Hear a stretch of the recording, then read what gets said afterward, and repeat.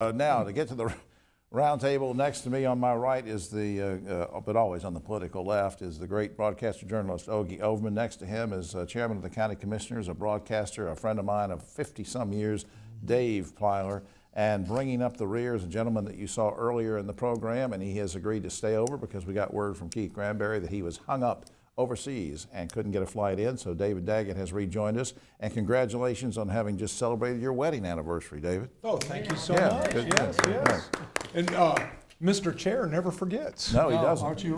David Daggett was married 84 years ago.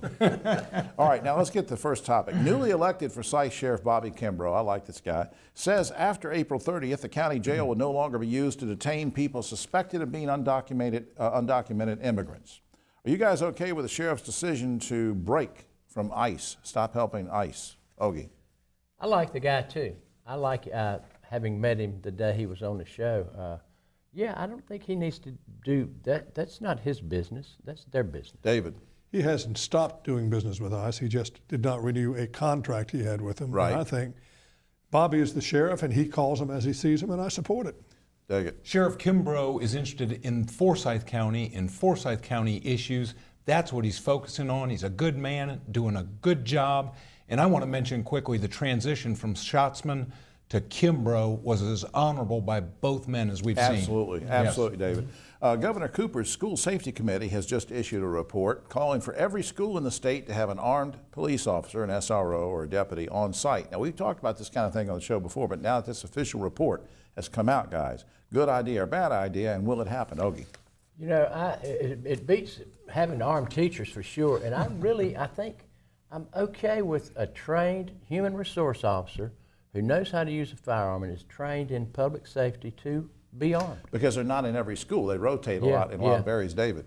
Well, I'm kind of hot and cold on that. I'm not really sure you need loaded weapons at a school. However, if you do have people, if you're going to have it, then it should be mandated. And I also think that it depends on where you live. I think many times if you have a huge school system such as Forsyth County with well over 55,000 people, you know, what are you going to do with one man with a gun?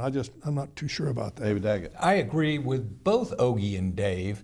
I think it's a good idea.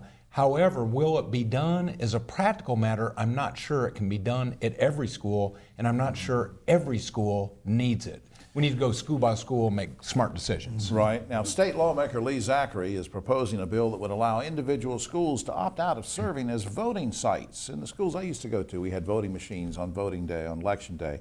But he says having so many adults coming through the school on election day is a safety issue. Do you agree with Zachary? Ogie? No, I think it's really cool. I remember as a kid, election days was always a fun day in school. It was a different day, and if they're smart, they can use that as a civics lesson. Absolutely. About teaching how the electoral process works. Dave Plyler. I think it's not well thought out. The schools are an excellent place to have the polls.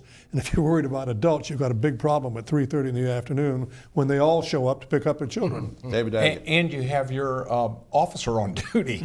So I agree with it. It's 3 for 3. Yeah. I agree. I like having it in the schools. I think it's a good example for the kids. I think it's a real live civics lesson, and I think we should keep doing it. Here's a school-related issue. A Catholic school in Durham had invited a black lesbian city councilwoman to speak at their Black History Month event, but after receiving telephone threats of possible protests, the school canceled classes, shut down, and canceled the event.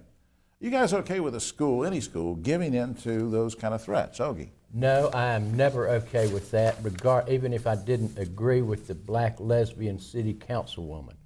If it were a white male, you shouldn't cave in to pressure from extremist groups. Hey. You should not. I agree with Ogie Overman, and I'm proud to say that.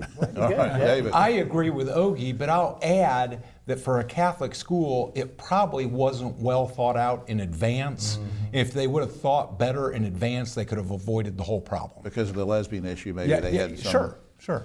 That's interesting, but I agree too. You shouldn't give in to that kind of, unless there's something serious like a bomb threat or something, you shouldn't just give in to possible protest threats.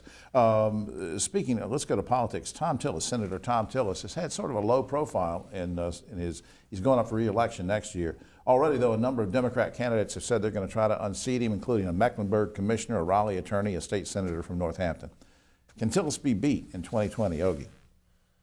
I think either of my panel mates could beat Tillis in 2020. And you mean that I'm sincerely? serious, yeah. Dave Pyle. He's beatable. It's Dave. our year. Yeah. I have no intention of running for the United States Senate. Well, we've been trying to get David Daggett to run for office. David, Yeah, really. Is Tom Tillis seriously though? Is he vulnerable or what? Well, 2020 is a long ways off. It is the wild, wild west in politics right now.